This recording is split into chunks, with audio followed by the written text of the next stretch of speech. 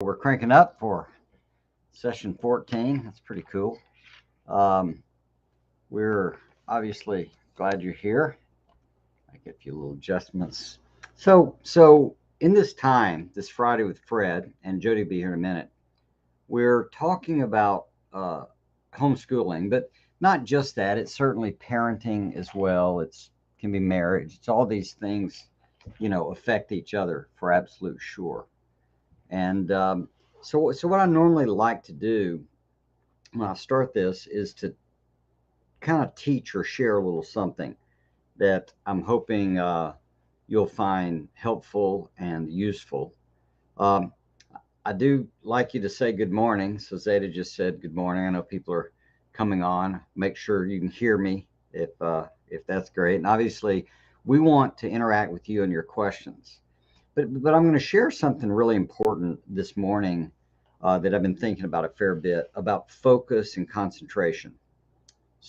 So it's related to your kids and to your own homeschool. So if you'll hang in there with me, I think you'll find this helpful. So the first distinction I'd like to make is that there's a difference between focus and concentration.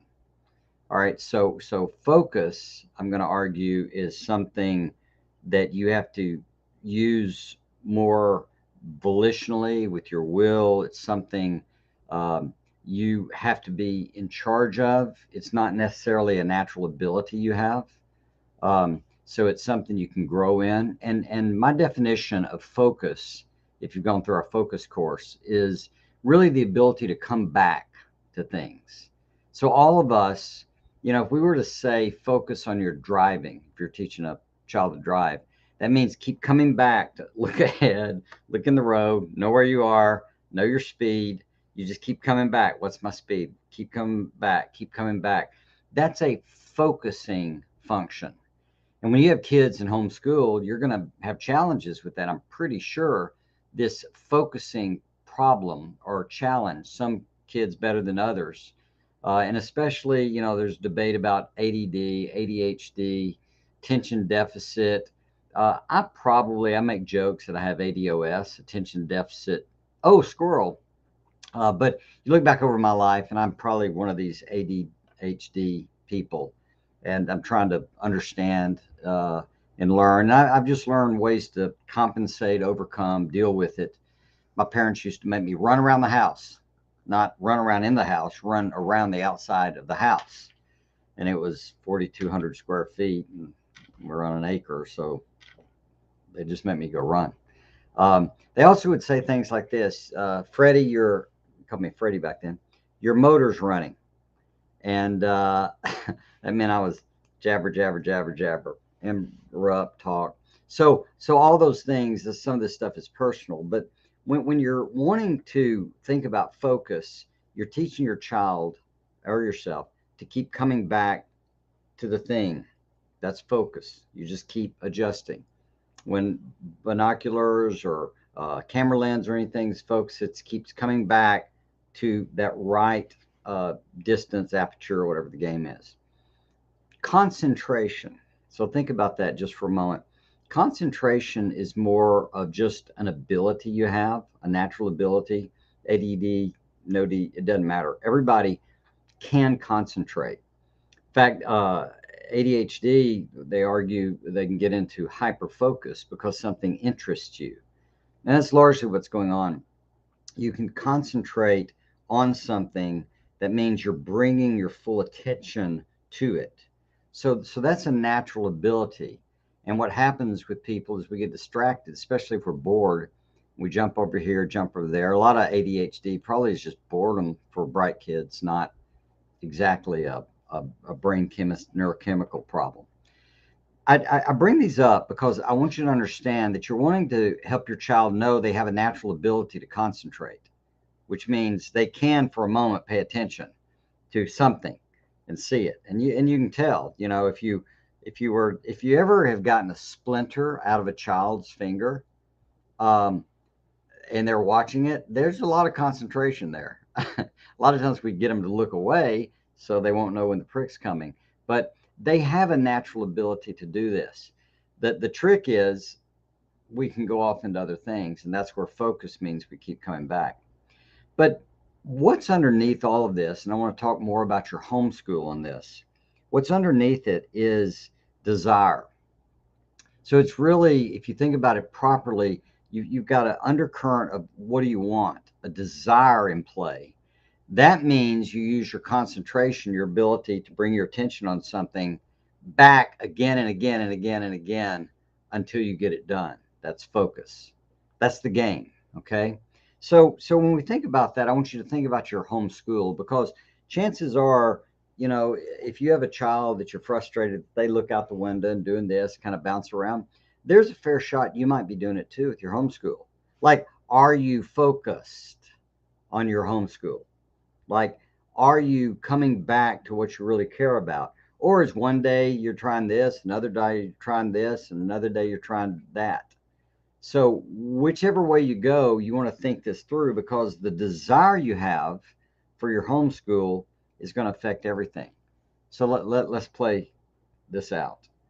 What if your desire is to raise happy children? Like, that's your desire. You just want to be happy. Well, what kind of focus, coming back to something, what would you get them to concentrate on? What would that be about? And it could go in many directions, but it could be fun activities, trips, the museum or whatever, ice cream, a lot of play, that it's just about fun. And I say just about because we can apply it to any of these things. Fun. If your goal is to have fun and you think that leads to happy kids, that will actually dictate what your homeschool is going to look like. Now, we didn't want to have, our goal was not happy children, it was happy adults. So everything we were trying to think about had something to do with getting them to adulthood. If they were happy kids, that was a bonus, and we had fun. So that's all great. How about character? So some people get homeschooling because of character, and they want to develop a certain character, kind of citizenry, kind of orientation, set of virtues for the person, or for their kids. And if that's the game, then imagine if character is the issue, then things like church and civic involvement, the nature of what you read, examples of virtuous people, would be influence, and it'd be a focus again, a coming back to, and applying concentration on the thing. What if it's just to learn stuff? So if your homeschool is you want to just learn stuff, that's going to be a different game. I see Patrick liking happy adults. Yes, a good goal. It really is a good goal, because it gets sanity in your head, because you go, okay, the kids aren't happy, but why are they not happy? Well, because they're getting educated. They're doing their stuff, or they're doing their chores. Well, yeah. And what we're teaching them is how to be responsible, how to pitch in. They're a part of this home. Everybody's going to pitch in something. And, in time, you go, that external experience gets internalized, and they learn to work hard. And if you can work hard, you can beat almost everybody at work, because who does that, right? So anyway, back to the point. So the learning, if your goal is to learn stuff, like to keep up with the public schools, and you learn social studies and capitals and data information, you learn some history and stuff, then that learning orientation is going to be strictly about the content, right? So the content of what you're learning would be the whole issue. We just want them to learn lots and lots of facts. Another orientation, this was our orientation, is we didn't want them to learn stuff. We want to learn skills. So we had 3 skills that we were really interested in. 1, we wanted them to learn to read and comprehend really well. 2, we wanted them to learn math, go as high as they could, and really master math. And we wanted them to learn to write and master human communication, written words, etc. That skill set of reading, writing, arithmetic, there were plenty of other things, foreign languages and arts and all the rest. But in terms of what we wanted, we really wanted, our desire was for them to learn how to learn. And the tools of learning how to learn are reading, writing, and arithmetic. So because if you can read English, well, or any language, but you can read, you can access, you gain access to the great minds of history, and a lot that it does even to just the structure of brain to make it sharp and function. Math gives you the language of science, so for STEM classes and all the rest, that's ready to go. Plus, it teaches absolutes, it teaches logic. So there's a skill set with mathematics that's really even basic math, which is huge. You know, it's not practical. I'll never use it, and it's like, yeah, no, you will. Your brain's being built to think logically and sanely and do some really cool stuff, whether you use math or not. And then writing, higher level. So it forces you to think and it teaches you communication. So the more you learn to write, it becomes its own little superpower, making you effective in working with other human beings. So for us, it was a skill driven, one skill primarily, right? One skill, which was to learn how to learn. And so in that orientation, we were making the kids focus on figuring out themselves. We made the kids bring their concentration to focus on a thing called uh, writing or that math problem, right? Or making, maybe having to look up a word to make sense of a sentence in the book you're reading. Those things and all these examples, look, your home, your life, your desires, but don't pretend that that's not in the game and that your focus or lack of focus has to do with probably the fact that you've either not settled on your desire or you are contradicting yourself. So like the curriculum takes you one way and you want to go another. So what I'm inviting you to think about is to settle down and get focused at this game to figure out what is it long term that we really desire for homeschooling to do. Because if you'll get that desire clear and get that one organizing, overarching desire in place, then you'll have a way to focus. Then you can use concentration to focus on the things you need to do to set up that school. So that's my little fun thoughts from Fred on Friday. Um, if you have questions, uh, shoot them about this stuff or about anything else. I got more stuff to talk about. Jody's going to jump in here in a moment. I'm sorry, my allergies are going. So, what kind of questions are you facing? Could be about this. I will say sorting out desire is a little tricky because it's all about learning to just be honest with yourself. And we are often not so honest. Here, I'll block it while you set up. And the great unveiling. Yeah. Hey, everybody. So, yeah, so did you hear anything else talking about? I did not. Okay, I've been talking about desire, focus, concentration, homeschool, what's your homeschool about, that kind of stuff. Not what you mentioned this morning that you might do. Well, I have that down here too if I need to. But yeah, it's my ADHD. It's all awesome. So, so this is a chance to ask any questions related to anything, homeschool, family life, whatever. And in a little bit, I'm probably going to talk a little bit about planning and scheduling. So if you have questions about that, that'll be fun too. All right. So let me pull this chat up. Good morning. Good morning. Happy adults. Yep. Something was interesting. I said a lot of words, so I don't know which part. All right. Patrick's got a question about, beside the Holy Bible, what books do you recommend for family reading?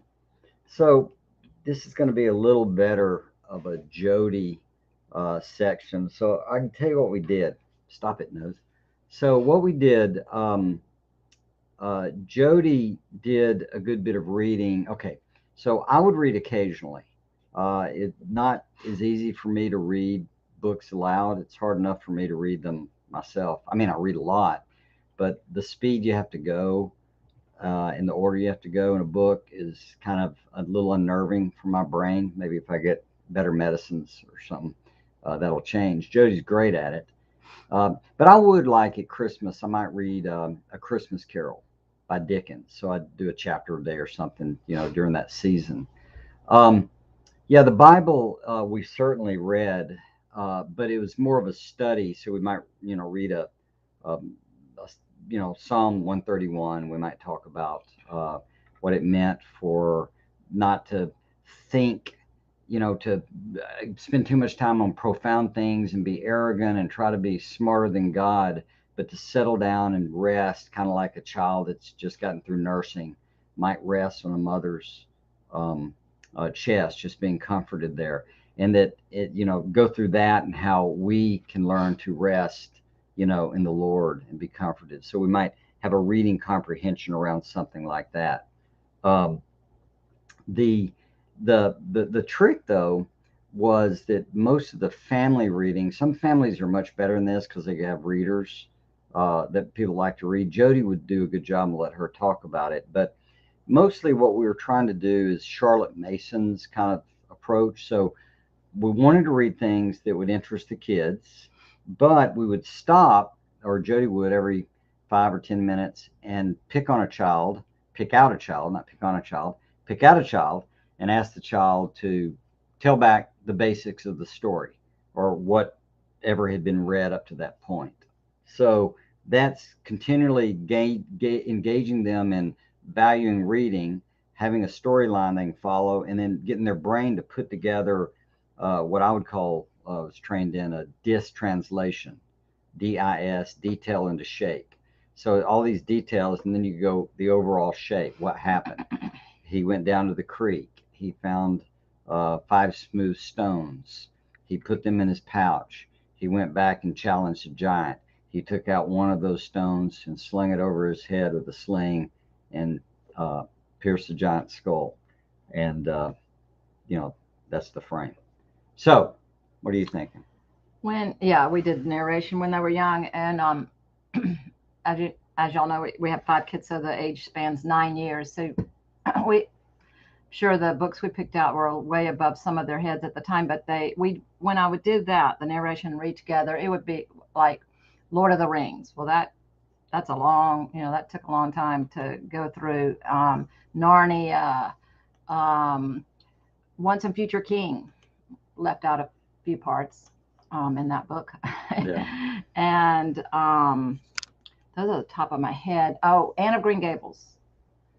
And actually, my oldest son really enjoyed Anne of Green Gables. You might think of it as a girl book, but he really enjoyed it. It's very descriptive. And and it could have been the age too. I know right now he might have liked it less at 14 than he did at 9. But maybe. He's a writer. Right? And right now he's reading to his young children. He's reading Narnia books to them. But that's yeah. Yeah, and let me add. So part of the logic of that, now the Chronicles of Narnia, Jody had read as a child. I still think I've read them. I don't remember reading, but I've seen the movies. I've probably read a comic book about them. But things that are popular in the culture. We didn't read Harry Potter. We did go to the movies and debrief them, but if there are things popular in the culture, it's kind of helpful for your child to be able to interact with other people and human beings. That doesn't mean you can't read other stuff that's not, pop in the culture. But if you find things that are interesting to you and fun for you, I remember I read a book. It was an award winner back in the 40s or something. I read as a kid. I think it's that far back, and it was called Call It Courage. So Call It Courage was about this boy that in the islands went off and lived by himself. He was kind of weak and he became strong or whatever. So, like set way back, like Moana, pre-Moana type stuff. So that was something. I remember reading The Old Man and the Sea to the kids. Oh, yeah. Yeah. I mean, I read more than I probably remember, but some of that's my own dysfunction. And Jody was just a better reader. But things that interest you or that interesting to the kids, things that even have difficult things that you can stop and talk about, comment is great. But I would certainly use it always, family reading, as something to enjoy, not overwhelm, something that hits in that range. But anytime you can make it an opportunity to stress a lesson, I think that's golden. Let's see. This is all very interesting. I learned a lot, just everything that you just said. Oh, about the Right. desire and all. Yeah, and I'm sharing some stuff that I've been thinking about and working through. So this isn't going to be uh, like a common way of thinking about it. So if you want to go back and replay the stuff on focus, concentration, I think you're going to find it to be helpful. But I do appreciate that. Did you homeschool 5 hours straight with no food, or did your kids snack in between? I shall let the keeper of Good all food. question. Yeah. Good question. We settled into that they could have, well, they had breakfast and then fruit. They could have any fruit that they wanted during that time. They didn't have to ask. They didn't have to. We didn't stop to do it. It was just, there's stuff there. There's apples. There's grapes. There's bananas. Whatever. So, yeah, between breakfast and lunch, they could have fruit. Yeah, and so fruit. Let me just mention part of our thinking with what Pavlov figured out about food combining. You know, there's something to it clearly. So, if you put like carbohydrates and protein together, that takes a long time to get out of your stomach, get in the system. Just slows it down because you're dealing with bases and alkalines and other stuff. Um, all the carbohydrate with vegetables or all meat with vegetables digests faster, but fruit itself, there it's almost pre-digested, so it gets to the system really quick. So the idea is it's good for the system, cleanses. They can get a little sugar. They're using their brain. That's fine, but it's not going to exactly ruin their lunch or mess up the process because it's going to get out of their system pretty quickly. And our kids, I'm sure most people, if you know you're about to eat lunch, you're not going to choose fruit, probably. You're going to wait for something more substantive. But if you do, you do.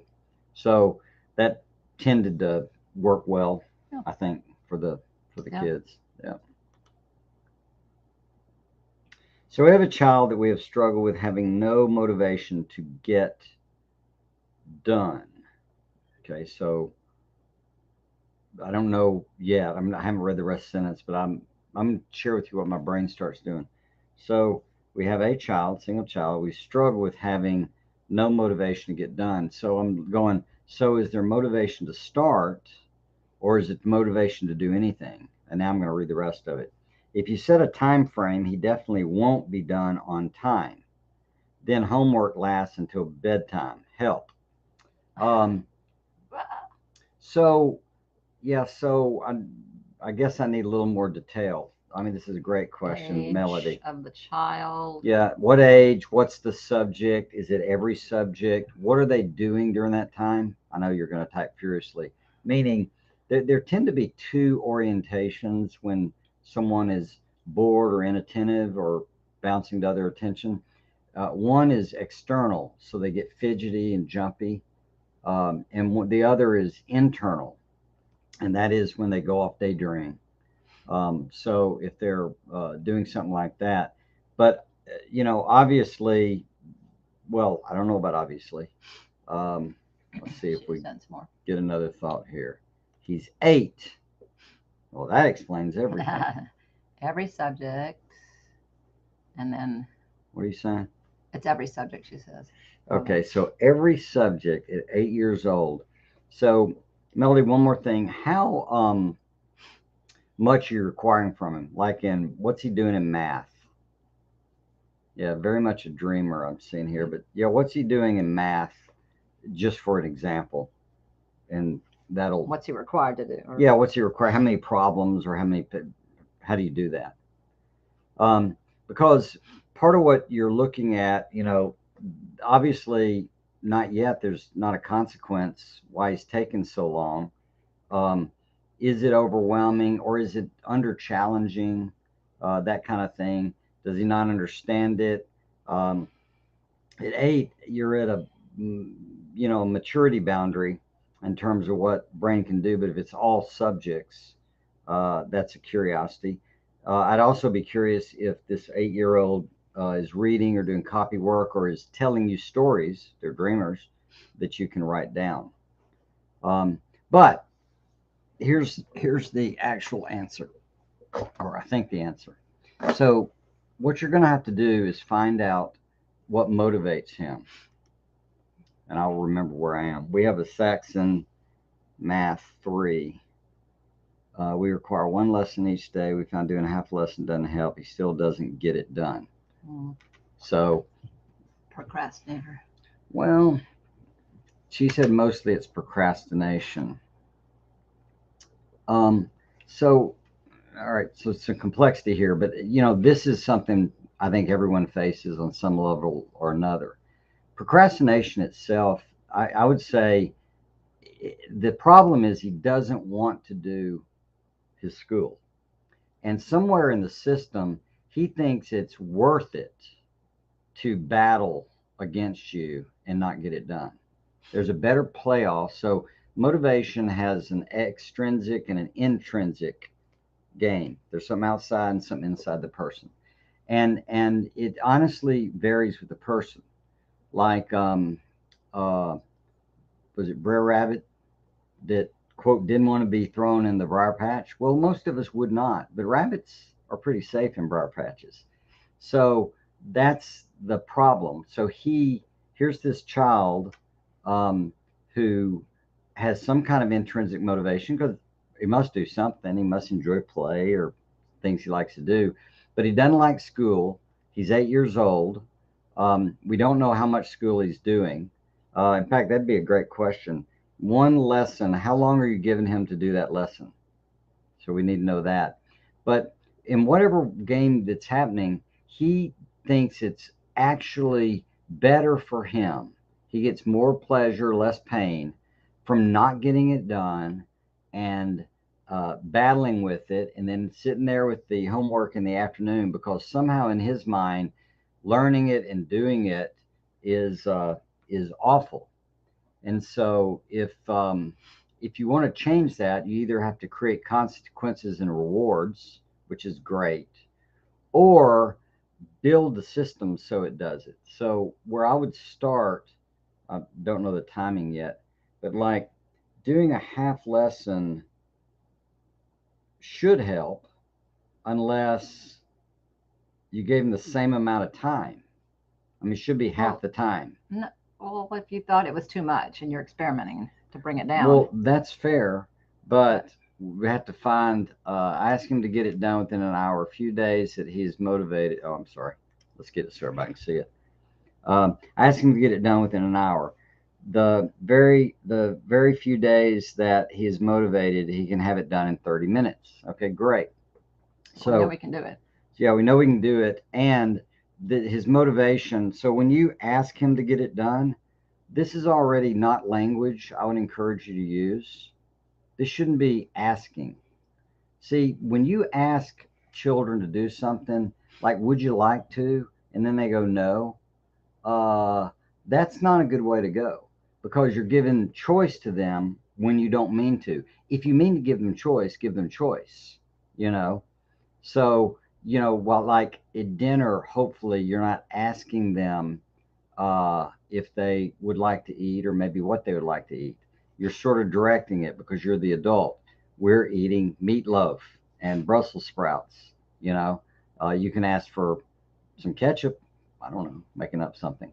Or I guess you could skip, but it's not an invitation thing. So, like if you ask them to bathe, right? I ask him to bathe and he says no. What are you going to do? Some of this gets around to telling because they're going to have bosses do that. Other people are going to give them directions. So with this story, I'd look at it and here's where I'd start. I'd start with 30 minutes. So if he can do it in 30 minutes, he obviously intuitively understands something. So you could cut a deal like this. Son, as you were learning to do school and you're learning how to self-regulate your emotions and motivate yourself and all kinds of good stuff you can tell them. What I want to do is I want to make math I want to cut your math time in half if you'll really try hard to get it done. So you'll spend less time on math, and you could do this for a few months or weeks. Less time on math, but you're going to get focused, keep coming back to it, and get the next problem done. And I would make sure he has a timer in front of him.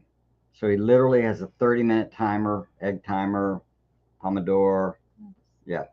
And so, tomato timer. So it's a focused game. And it should be a very similar game in the afternoon with the homework. If he's going to wait and go through that torture, he needs to have a limited period of time to get it done.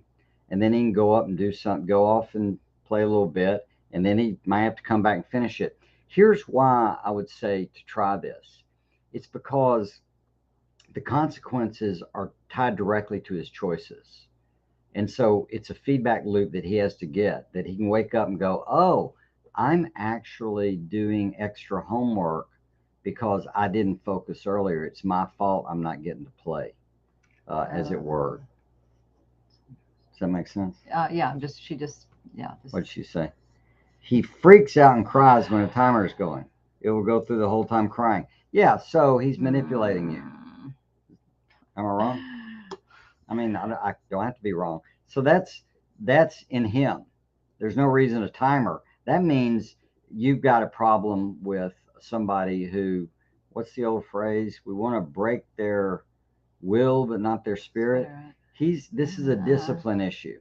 So discipline works like this with kids. It's externally imposed discipline, and then after a while, they figure out how to internalize it. What's going on with you? Yeah, no, I'm just trying to think through. Fine, son, you don't have to have a timer, but you're still going to get it done in 30 minutes. And I don't know. I think I would, my just first thought is, unless there's an issue, unless there's some kind of issue that, you haven't figured out yet. But the fact that he can do it some days, I think I would set up for a few weeks, a pretty big reward and a pretty big consequence. Like if you do this, if you do out, excuse me, if you do this week, or maybe it's a day, you have to figure that out.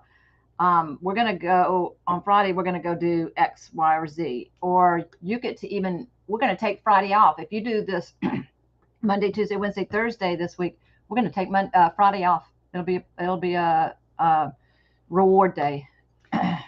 Yeah. So what Jody's trying to get at is you've got, for someone's motivation, there's negative and there's positive carrot stick type thing. So if you learn to do this 5 days in a row, 4 days in a row, you can have the fifth day off of math. That may not motivate him. He's 8. I think that's more complicated, but she might be right. I mean, it's all experiment. I look at this and I go, I just think, I think he's controlling you.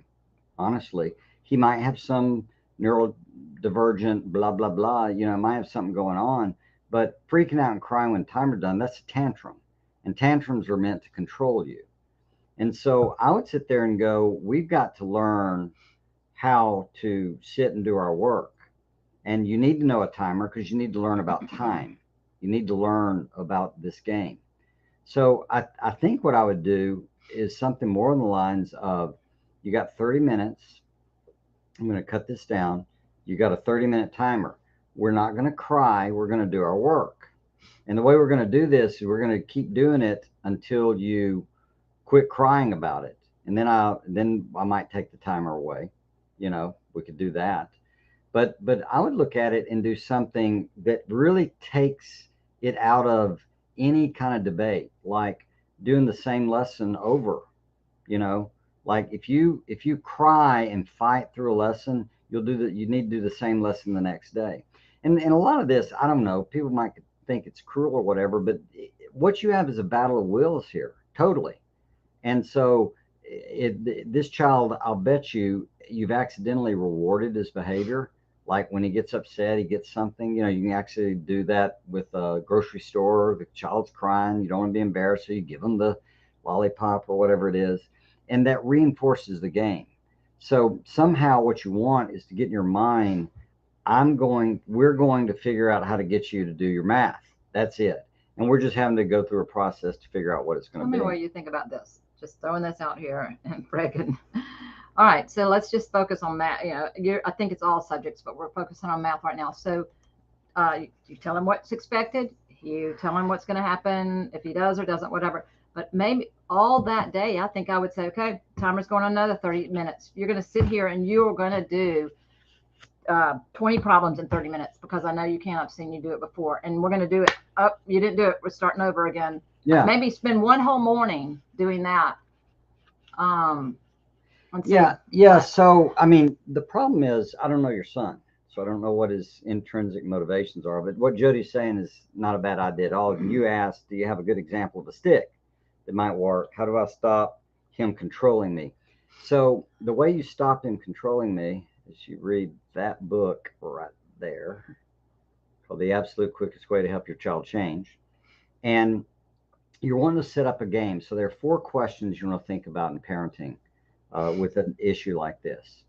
The first is, what do I see? The second is, what I want to see. The third is, how can I discourage what I see?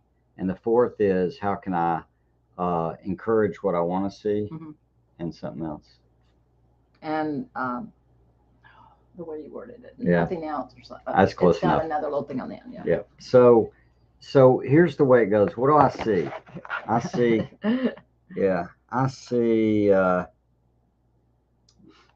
4 and 5. How can I encourage what I want to see and discourage what I don't? So it's all together. So here's how the game goes. What do you see? You're starting with, here's what we see. I see an 8-year-old child crying and getting upset because a timer's in front of him to do math that we know he could do. Okay, so that already tells me a lot of things, but one of the big ones is that he's just busy thinking that he's going to pull this off.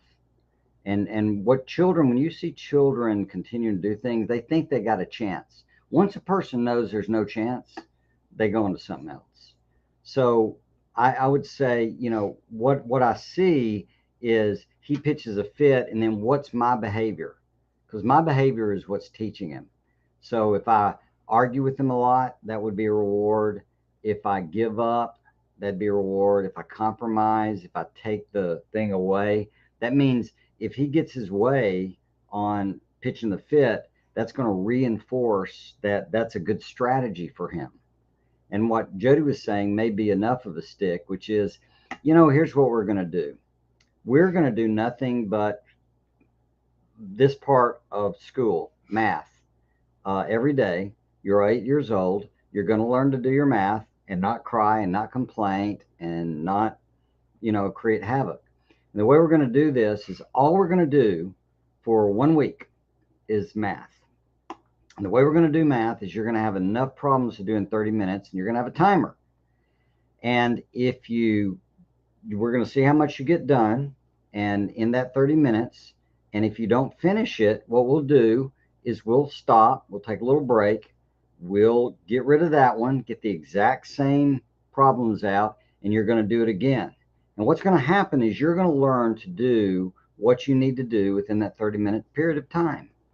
And I love you and I'm for you, but you can't go through life pitching fits for the whole world and hope your bosses and police officers and people in traffic and all submit to how you do life.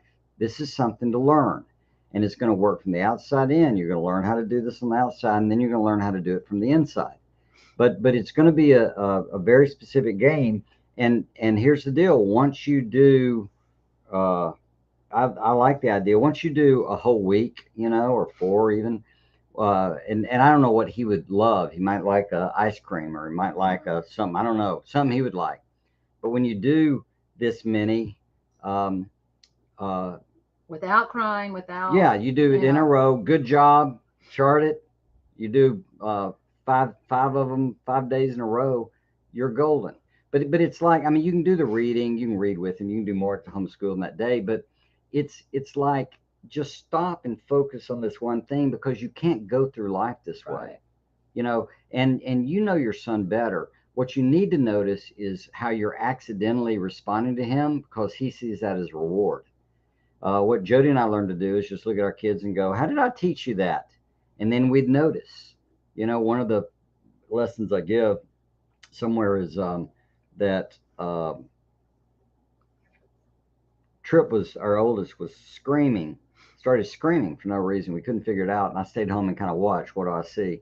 And I finally realized what was happening is Jody had a new baby, Laura, and was fiddling with Laura in the kitchen and doing stuff. And Trip would go, "Mommy, mommy, mommy, mommy, mother." And she'd go, "What, honey?"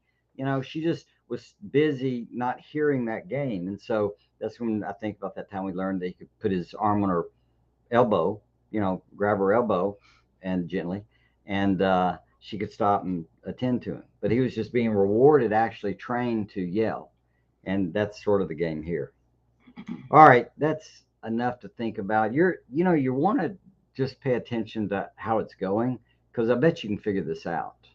You probably sort of know what to do, but you need to pay attention to the fact that he accidentally is being rewarded for that. And if you have our stuff, you've got that book back there. You can find it online pretty cheap. The absolute quickest way to help your child change, where we go through these 4 questions, how to figure it out for an issue. Phew. So fortunately, people have stuck with us through all that, and I hope it was helpful. Yeah. Let us know what you end up doing, if it works. Right. Well, and let us know right now other questions that might relate to your situation. Yeah. So give it a try. And I would say this on your try, I would actually write out the plan that you have and put it on the refrigerator. Show it to him. Here's the plan. Here's what we're going to do. And then we're going to reevaluate it after 5 days, or something like that, or 10 or 20 or 170, but some point in time. But if you write out the plan, it'll be clear to you. And it's like it makes it concrete that we're really doing it. What are you going to say? Well, unless there's another question coming, I was just thinking just some things that, one, as we talked about a lot of times, they need to know exactly what you expect of them. And that means what you expect from their behavior, this many problems, this much time, sitting at this desk, at this table, not getting up, happy, what it is, very specific. But one of the things related but different, we had a thing called Run That Play. And where we practiced Run that play again, where we practiced the behavior we wanted them to do, kind of like pretending, kind of play acting. Okay, you just came in the room screaming and yelling or whatever, fighting with your brother. Okay, so let's start back over. You go back to your room, back where you started, and you walk and do it right. Just run that play again. Run that play again. Come in and how do you ask? Or hang up a towel. It's just practice. Run that play again. We don't throw it over there. You just throw it in the corner. Or it doesn't matter what it is, how they approached it, how they did it. And that's even fair, Look, we're gonna have timer practice. Gonna have 5 minutes of the timer running while you're just drawing a picture, doing whatever you want. We just want practice where you can practice doing it right, like not crying while the timer's on, right? Yeah. So kids at a park, and you're saying, okay, time to go. They come, all right. You can do a lot of different things, but one of the things you can do is say, okay, go back to the swing set, and in just a minute, I'm gonna call you. And when I call you, I want you to come running and say, okay, Mom, I'm ready. Yeah, time to go. And time to, we had some friends over one night, and their kids pitched a fit because they were leaving. And I said, you want help with that? And they went, sure. I said, get in the car, explain to them what it looks like that you want. So when it's time to go, y'all need to clean up your toys and we're going to leave. And it's going to be, thanks for having us over. We had so much fun. Let's do it again. Wish it could go all night, but we'll have other times, instead of pitching a fit because we have to go home and go to bed. So they literally got in the car. I said, get in the car, drive around the block, come in, literally come in, let the kids play for a few minutes after you explain how to do it, and then have them say, okay, you say it's time to go, and they all go, okay, fine. It was a little tedious, but they did it. Took an extra 20 minutes or so. But you know what? They didn't have a problem after that because the kids really see what it takes. And like I said, a timer, something he likes to do, put a timer. You got 10 minutes to do this fun thing you do. Put a timer so you can learn. You don't have to cry when a timer's on. There, that one's gone. And it's just it's a practice game. Uh, but what it does to the human mind is once they see it, they know they can do it. This is why I tell you on essays, if you'd work over a period of weeks to get one good essay done, finally in the form you want it, that child knows they wrote it and knows what it looks like. And so there's a whole, an entirely different game in play. Hopefully. What other questions? So we got 10 minutes. Come on. Something simple, something joyful. I mean, I've got stuff, but yeah, I'll give y'all a final thought.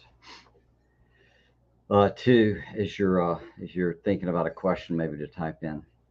Um, I would like to invite you to separate in your mind a difference between schedules and plans. So when you have a plan, your plan is going to be how we're going to approach school in a day or in the week. And the plan is we're going to, do this during this time, or get this accomplished in a day. And that's your game plan, your plan. A schedule is something boundaried out inside of time. And what I found with people is if you make a schedule into a plan and try to then follow it perfectly, the whole system reacts to it because it's used to what it had. And you're much better off having your plan and working towards it. You have your schedule, but sometimes it doesn't work. You know, I'm working on something with music, and so I finally put in my schedule roughly right before lunch. I'll spend 10 minutes doing what I'm doing, guitar and singing thing. And so knowing that's in my schedule, I don't always hit it. Sometimes I'm out for lunch, sometimes I'm late something else. But I roughly know where it is, and it turns out that I might do it right after lunch, but before, and I'll work towards it. In the course of time, it'll probably be a very regular practice. But when you set up a schedule, you can overdo it. You want to work towards that schedule. What you want to do is set up a plan, and then keep playing with that plan to get it there. You'll find that that is, I think, profoundly more doable and helpful. It's how all our kids slept through the night from 6 weeks on or sooner, some of them. And the way we did it is we had a basic plan, and the basic plan was to get them on about a 3 hour, 4 hour feeding schedule. Um, and so we worked towards that. It wasn't perfect, but it got there as 10 to 6, 10 to 6, right? And we worked towards kind of getting into that moment because their reticular activating system will settle in to that moment and in time. And so what we would do is I might hold the baby or occupy a little bit before nursing time, pass off. Um, Sometimes it seems like I gave them water, but I don't remember. It's 5 children. It's forever ago. So they would, 10, uh, be up at 6, and then they have play and whatever they do, and then 10, and then 2, and nap, etc. And we did that regularly. And then at about 6 weeks, we just cut out the middle of the night feeding the way we did it, because with that, we worked towards the 4 hours from 3 to 4. Enough milk's produced, enough everything's going great, and they naturally commonly drop a feeding, and it wasn't them screaming all the time. It's more of a settled pattern that they kind of settled into, and we'd drop that feeding, and they might, I get up and change the diaper, and they might cry for 4 minutes and then go back to sleep, and they just all settled in to that. But we didn't start forcing it. We just worked towards it. That's the way I would say it. That makes sense at all? Yeah. Good. Did your kids all homeschool in the same place or in different rooms? How did their environment look like? I don't want my kids to get distracted. Yeah. But here's the other problem. They need to learn how to concentrate, how to focus around distractions too. So it's kind of a catch-22. I totally get you don't want them distracted, but you also want them to learn to do it. We learn with the later kids to from somewhere to let them sleep out in the room or whatever. We always put babies in quiet room. I don't know if we ever did Oh, it. I don't Remember know. that? Yeah. We put babies in quiet places, and little noise makers and be quiet around the baby. But then we started noticing that, gosh, if they would sleep around some distraction and noise, it was a much more convenient and sane thing for us all. So some of your training needs to, I mean, some of their experience needs to have distractions around so they can learn to focus. But that doesn't need to be the common environment. This is Jody's question, really. Well, everybody's house is different. We were fortunate enough to have a room that was the playroom slash homeschool room for most of the in the town we lived in before here, and so we did most of it together in that room, kind of spread out throughout the room. Um, and then as they got older, we started letting them do like maybe do reading in their own rooms. Sometimes they had to come back to the schoolroom because they weren't actually reading during that time. They're sleeping, they're Yeah, prone, they're here at the drifting house, off. where um, we didn't have the separate rooms, so the kitchen table was for most of the school of the day was the kitchen table. They for reading they could go beyond sofas, chairs throughout the house. But for the math and the writing, we were at the kitchen table together. But in the final days when we just had two kids sitting at the opposite ends of the table, distraction became an issue, especially for one of them. And what did you do? I thought I just put a divider up between the two so they didn't even see themselves. Dollar Tree had the little boards that you could just set up let you do your science projects on. I just sat that in front of them. Yep. So they got cubicles. So yeah. We Dilberted them. Exactly. So yeah. That's crazy. Yeah. So you sort of have to figure that out. But I would say they need some. And even when Brooks was here alone, um, he could obviously study in his room and be fine. But I had him do some of his reading or something in the kitchen. Well, he did his math down here. Oh, his math down here. So he could experience, I'd come in and get coffee. I might say something. There are mild disruptions, but he would get irritated and then he learned not to be. He just learned how to stop himself because life is going to have disruptions in it. Well, so all this is still, for me, I'm getting them ready for adulthood. Yeah, so part of it is the distraction thing. Part of it too, if they're like for this house, if he was upstairs in his room for 5 hours, who knows what he might be doing. I'm not going to be going up there and check, the kitchen table. We're walking in and out. We're there. He's being held accountable for his work. It's a maturity that can just go in your room and do this by yourself for 5 hours. That's a huge maturity level that I don't, most kids don't have. Yeah. So yeah, when kids want or anybody wants to do something, they don't need accountability. If you really want to read a book, you just figure out time to read it. If you're willing to do something, if you don't want to do it, they can't make you, or they not yet. They can figure out. But if you're willing, you're showing up willing to do something. That's where accountability kicks in.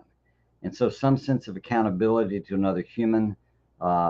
Parents looking at, keeping up with the charts of what you've gotten accomplished. That's all crucial.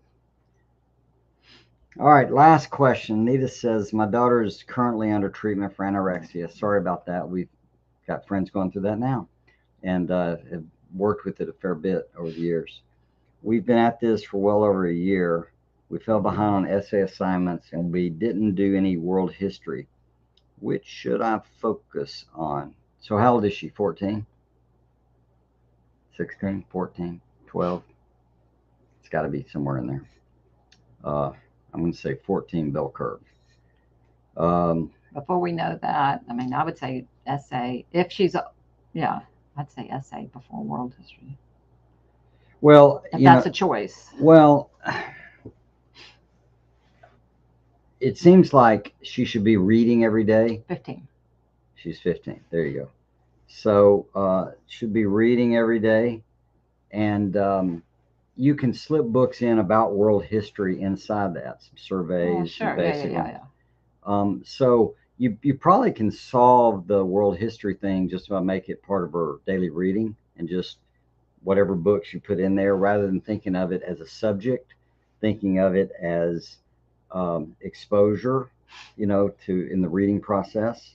Um, essays, yeah, it's valuable. She should be, I would say she should be writing every day some and reading some. I don't see that there's, Or right, I'm just saying if this was, yeah, you're right. I mean, go ahead. what am I right about? Well, if this is, you're going to do one of these two things, that's the way I was looking at Well, it. yeah, the trick is I'm behind. Right. I guess you could catch up on both. So if you had her writing some every day, then part of what she could be working on writing is an essay, and we have a course on writing and doing essays. And you can find other material out there. But she could be working on that every day, some learning to do an essay, Yeah. doing a piece of the essay, working on putting a big one together. But she can also do some reading on world history. And in the course of time, she's going to catch up on whatever it is you're trying to do. This may be inside of a curriculum. That's what I'm wondering. And if that's true, then you're just going to have to figure out what kind of pace you want her on catching up. My recommendation would be just start with some. If she spent 15 or 20 minutes extra, catching up on these things, each of them, in the course of time, there's a lot of momentum that'll happen and you'll catch up. So I mean, I don't get as worried about these things, but I don't know what your curriculum exactly is demanding of you, or the state, or right, whatever. Right. Yeah. So it's sort of reap as you sow. Some is good, more is better. You get emotion with it, and I think there's a way you could pull both those off without it being exactly purely the assignments. But you might just want to figure that out and just do some extra time that you're going to put a little extra time in the afternoons, let's say, in catching up. A lot of what I like to do is stay where you are, unless if it's math, you need to go back and master it. But more like, let's at least stay at the level we were at and doing school, and then find some times to go back and start catching up these older areas, right? So I think that's it. Focusing on modern world history. And again, if you have control over the curriculum, fine. Have them read. I'd work from a survey about things down into specific areas, whether it's, Europe or America or whatever. So, and finally, is copy work help an ADHD child? Is copy work help an ADHD child with dyslexia and dysgraphia who refuses to write, even if he's asked to write in his journal about everything he enjoys?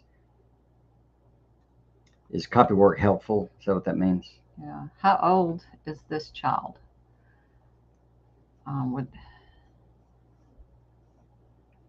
If he refuses to write.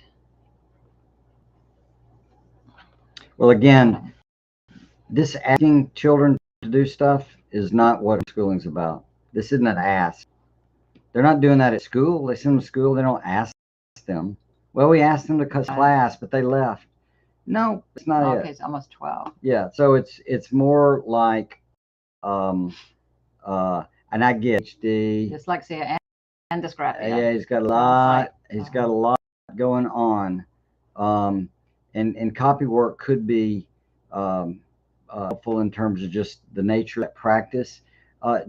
One thing you might want to do transitionally, that's pretty good at this, or mix it up with, and that is for him to tell you a story and you write it down. So then it gets out of the domain of my energy. I've got extra energy I've got to expend writing and thinking, making it clear, but just getting him to tell stories, because what that does, again, it gives him a new paradigm that goes, oh, I can pull this off. And the dysgraphia, just depending on the extent of it, we've had people that, okay, let's say it's just that. I know you have two other issues that you, okay, for 3 days of the week, during your writing has to be you writing. The other 2 days, it can be typed. It can be on the computer. That's just an idea. So giving him copy work during Bible study, I'm not sure if the Bible study, is it a Bible study he's in or he's at? I mean, why wouldn't he be studying the Bible? So, maybe he's listening to a lecture. I'm not sure what study Bible means, but um, what, even with copy work, it really needs to be certainly a focused discipline. This is just part of what you do, to learn to write better, to, start building some habits of sorting it out. At that age, though, maybe you do a little bit of copy work because you're working on his handwriting, but then I would say you have. I would then say, okay, at least you've got to write me at least 3 sentences today or a paragraph, something. Right. Yeah, I don't know if you have the writing course, but generally, when a kid, we have a lot of good results with dyslexics, especially. And so when we go through a process of them getting, the part of the problem is what's in their head, and learning to relax and go, okay, I'm going to write okay, then I'm going to get a little help, then I'm going to make it great. We teach them that they're not what they write. They learn the principle of separation. We teach them a better way to do grammar so they can start putting it in there with how they want it read out loud. And that'd be a thing I think you want to do. You want to read whatever he writes out loud to him, because that feedback is going to be Yeah. And we're talking about two huge. different things here that sound the same. We're talking about the actual mechanical handwriting needs improvement and the creative writing. Right. So we could say writing, but we need to delineate those two things. Yeah, and I think that's right. I think you can get him to just write a sequence of separate sentences. I think that's golden. You could even write a list of items. You can put ball, bat, tape, guitar, um, waterbed, banana truck, and gopher, and just write a sentence using that in it. And then not, I am a banana truck, I am a gopher. I want that, something a little more. But that builds confidence. A lot of this is the greater part of courage is having done it before. And so the nature of the game is them learning what they're capable of doing. But in that regard, the writing course particular, we've just seen good success with getting them to go through the whole book, the whole 21 lessons and workbook themselves to get a perspective, and then start practicing every day with writing some or something. So that's, I know it's hard, know it takes energy, but this is part of how you learn. And what we tell our kids, and I'd encourage you to say this over and over to them: look, everything's hard before it's easy, but it's easy once you know how. That's how life goes.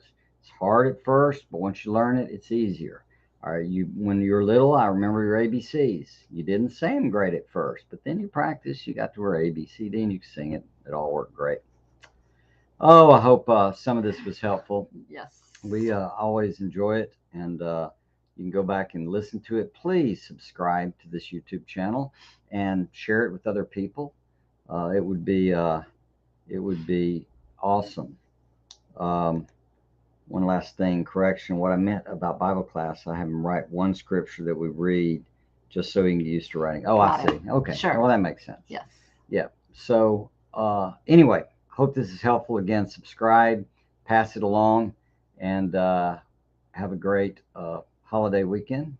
And we'll see you next week, same time. Bye, everybody. God bless.